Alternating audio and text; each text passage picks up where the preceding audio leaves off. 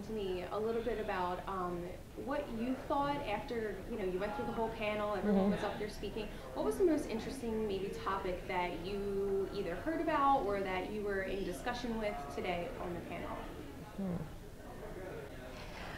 Well, I think it's really interesting to see how we face a challenge of consumer education, all of us, and sort of engaging the public in the issues of sustainability. And on the one hand, a lot of us commented on the fact that consumers are demanding this, but a lot of us commented on the fact that there's not enough consumer demand for this. So it was really interesting to see that from the different walks of life and the different perspectives, how both companies and nonprofits like mine, the Nature Conservancy, can work together at actually helping with that consumer education.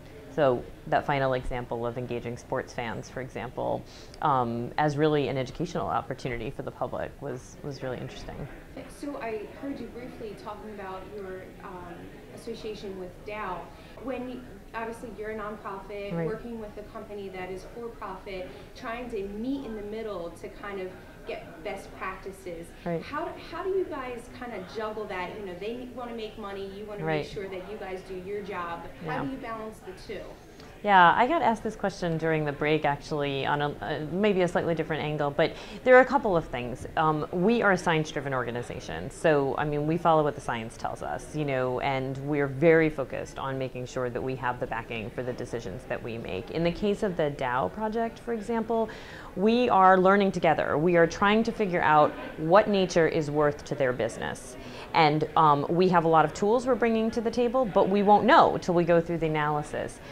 There are a couple of things that are really critical to making sure that we maintain our independence and objectivity in this, and that is that we've committed with Dow to transparency and publishing, and we are going to do everything we can from our end on the science side to make it clear and transparent to Dow, to our supporters, and to others in the public writ large what we learn as we go through this analysis. That's a really key element of kind of meeting in the middle, as you said.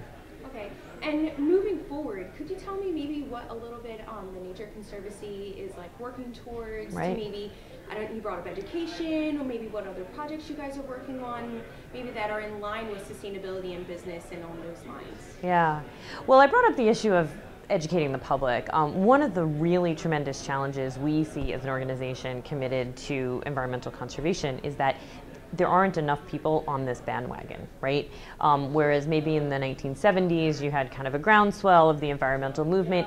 That's not there today. It's both kind of not chic, it's not, it's not fashionable, environmentalism, not a good word, but part of it is because the public is increasingly urbanized. People don't have the connections to the natural world that maybe a few generations ago, where people grew up, in the woods or hiking or having these experiences, so they kind of had some sense of what nature was about or worth or valuable to them. That's not the case today. Most of, the world is increasingly living in cities, spending a lot of time looking at screens.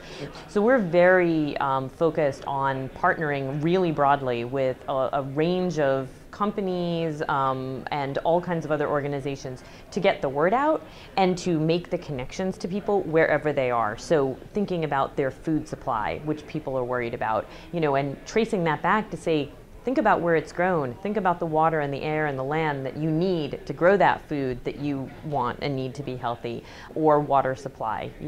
Running some really pretty cute campaigns on things like, where does your water come from? Because we can't get people committed to conserve their water if they don't even have any idea where it comes from and what might be at risk in terms of their water supply.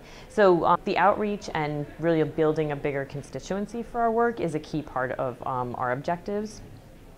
We also, as I said, the panel, the subject of this conference, are really committed to working with businesses to show a path forward, to show different approaches, different models to sustainability, to show how we can bring our science and know-how about natural systems to the table with our business partners, like the Dow example I gave, and show that there are different ways to do this, that you can in fact, raise beef and do it in a sustainable way. That you can extract timber and do it in a sustainable way, or that you can run a manufacturing plant and really think very hard about reducing your impact on the planet. One last question. Sure. Do you think that Walmart, for example, they are trying to become very, very green and do solar panels and do all of this kind of stuff. Do you think companies of the future, if they want to, one, economically do better, then they obviously have to, or not obviously, do they need to take a greener approach to things to be able to make money and kind of be ahead of the curve? Yeah. Yeah, so, it's really interesting. Walmart will tell you they're making the commitments they're making because it's about the bottom line, right? I mean, deforestation is waste. Carbon emissions is waste. All of this stuff is waste, and waste is cost, and cost to the bottom line isn't what you want, right? So increasingly, companies are going to look to get that waste out of their supply chain and reduce the cost because it falls right to their profit. And what's going to happen is that the leading companies are going to set the industry standard, and regulations are going to come right behind them, and those who have been laggards are going to find themselves out of business or at a competitive disadvantage, because then the standard's going to be set by the leaders and they're not going to be able to catch up.